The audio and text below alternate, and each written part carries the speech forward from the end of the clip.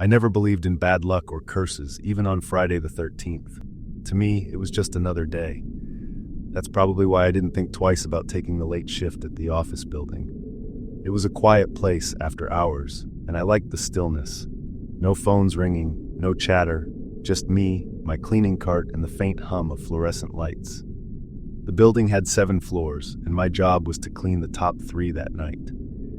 It was a routine I knew well: empty the trash, wipe down the desks, vacuum the carpets, and move on. Around 9 p.m., I finished the 5th floor and headed to the 6th. The elevator ride felt slower than usual, the kind of creaking and groaning that makes you second-guess its safety. When the doors slid open, I stepped into the dimly lit hallway, my cleaning cart rolling behind me. This floor always felt colder than the others, but I shrugged it off as poor insulation. The air vents hummed above me as I worked my way through the offices. Everything seemed normal until I reached the break room. The smell hit me first, something rotten, like spoiled milk or old trash. I wrinkled my nose and flipped on the light. The room was empty, but the fridge door was slightly ajar. I approached it cautiously and opened it wider. Inside, there was a carton of milk, weeks past its expiration date, leaking onto the shelves.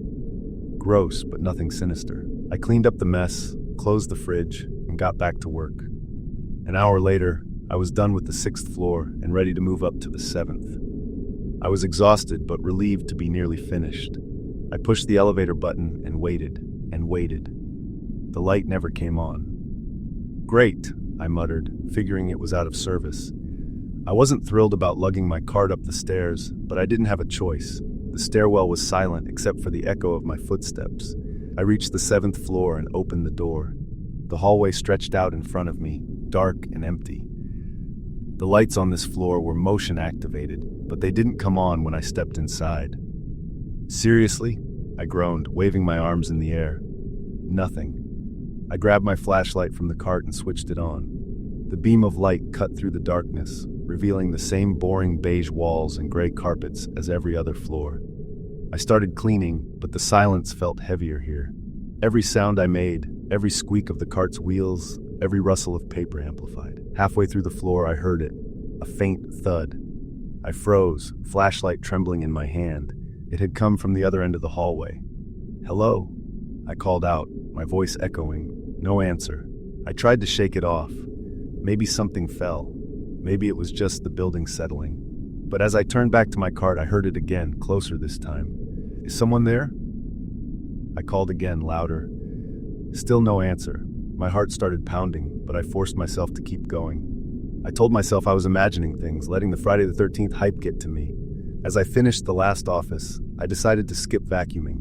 I just wanted to get out of there. I pushed my cart back to the elevator, even though I knew it wasn't working. When I reached the doors, I pressed the button one more time out of desperation. Nothing. I sighed and headed back to the stairs, but when I reached the stairwell door and pushed, it didn't budge. I tried again, harder this time. Still nothing. "No, no, no," I muttered, panic creeping in. I checked the other stairwell door. Same thing. Locked. My breathing quickened. The building had a security system that automatically locked all exterior doors after 10 p.m., but the stairwell doors were never supposed to lock from the inside. I fumbled for my phone and dialed the building manager. No signal. Great. Just great. I decided to head back down to the 6th floor and see if I could find another way out. But when I reached the elevator, I noticed something that made my stomach drop. The down button was glowing. I hadn't pressed it. The elevator dinged and the doors slid open. The car was empty, but I couldn't shake the feeling that someone had sent it. "Pull yourself together," I whispered to myself. I stepped inside and hit the button for the ground floor. The doors closed and the elevator started its slow descent. But instead of stopping at the ground floor, it jolted to a halt on the 2nd. The doors opened, revealing another empty hallway. And then I heard it. Footsteps. They were slow and deliberate, coming from somewhere beyond my line of sight. My flashlight flickered as I stepped out of the elevator, my heart pounding in my chest. "Who's there?" I called out, my voice shaking. The footsteps stopped. I took a step forward, scanning the hallway with my flashlight. That's when I saw it, a shadow darting around the corner at the far end. I bolted back into the elevator and hit the close doors button repeatedly. The doors finally shut, and I hit the button for the ground floor again. This time, the elevator obeyed. When the doors opened, I ran to the main entrance, but of course it was locked. I pounded on the glass, hoping someone outside might hear me. Behind me, I heard the elevator ding again. I didn't wait to see who or what had arrived. I ran to the security office, praying it wasn't locked.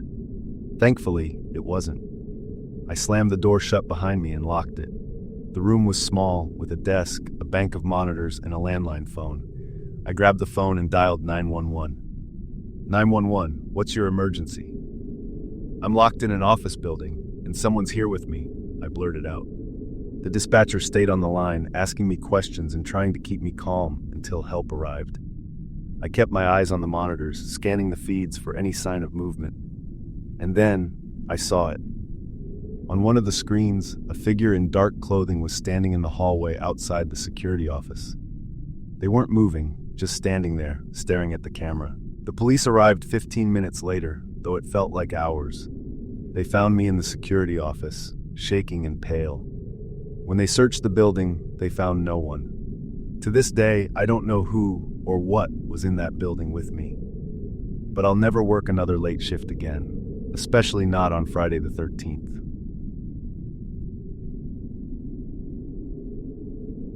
It was supposed to be a perfect weekend. Emily and I had booked a cozy cabin for a romantic getaway far from work, city noise, and distractions. The reviews promised peace, quiet, and breathtaking views. But when we pulled up to the cabin late Friday evening, things immediately felt off. The place looked decent enough at first, small, wooden, tucked into the woods like it was straight out of a travel ad. But there was no sign of life. No receptionist, no caretaker, no friendly host like the website had promised. Maybe they're just late, I said, trying to reassure Emily. We stepped onto the porch, and that's when I noticed the front door. It was cracked open, swaying slightly with the breeze. "Hello?" I called out, pushing the door wider. The inside was clean but lifeless. Dust floated in the air, illuminated by the last light of the day coming through the windows. The furniture was simple, rustic, and untouched. Too untouched. "This doesn't feel right," Emily whispered, gripping my arm. "Relax," I said, though my own nerves were starting to itch. Maybe they just stepped out and we missed them. We moved inside. The air smelled faintly of pine, but also something sharper, metallic. I tried to brush it off as old cabin smell. "I'll check the kitchen," I said, heading toward the back. Emily stayed in the living room, fiddling with her phone. In the kitchen, everything looked normal at first glance. Plates stacked neatly, a kettle on the stove.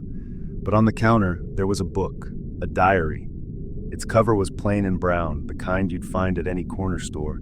It was open to a page, and the handwriting was shaky and rushed. "Emily, come look at this," I called. She walked in, her face uneasy. "What is it?" I pointed to the diary. She leaned over and started reading aloud. "They come at night. I thought it was just one, but now I know there are more. They scratch at the windows, they knock on the door, they whisper my name. If anyone reads this, don't stay. Leave now, before it's too late." The room felt colder. Emily looked at me, her eyes wide. "Is this some kind of joke?" I shook my head. "I don't think so." She grabbed my arm again. "Mark, we need to leave." "Calm down," I said, though my own pulse was racing. "It's probably just a prank someone left to scare guests."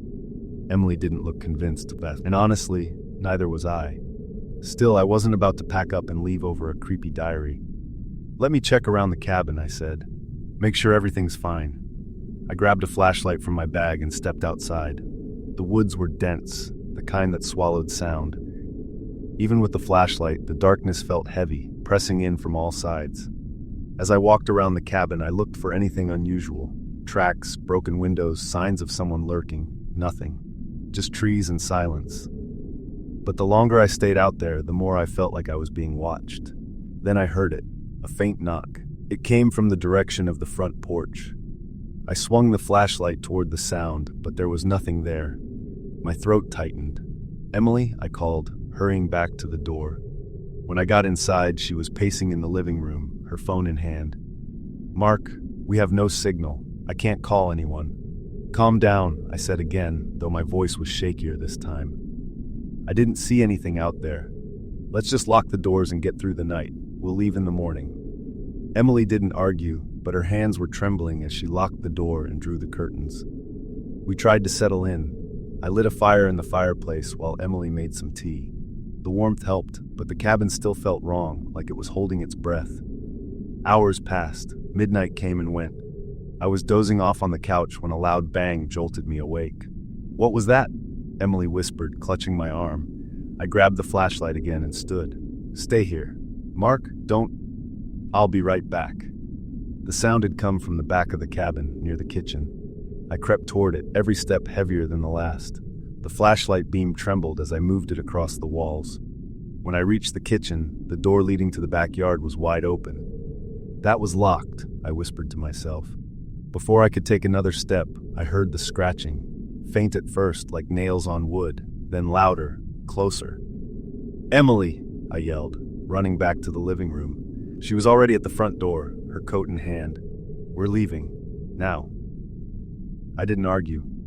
Grabbing the car keys, we bolted outside and ran to the car.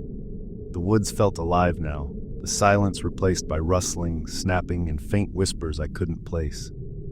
Once inside the car, I jammed the keys into the ignition and floored it. The tires screeched as we sped down the narrow dirt road, the cabin disappearing behind us. Neither of us spoke for a long time. My hands were shaking on the wheel, and Emily was staring out the window, pale and wide-eyed. "What was that?" she finally whispered. "I don't know," I admitted. We didn't stop driving until we reached the nearest town. Even then, I couldn't shake the feeling that something was still watching us. Later, when I checked the booking site, the cabin was gone. No listing, no contact info, nothing. It was like it had never existed. I don't know who or what was out there that night. But one thing's for sure, we won't be making another last reservation anytime soon.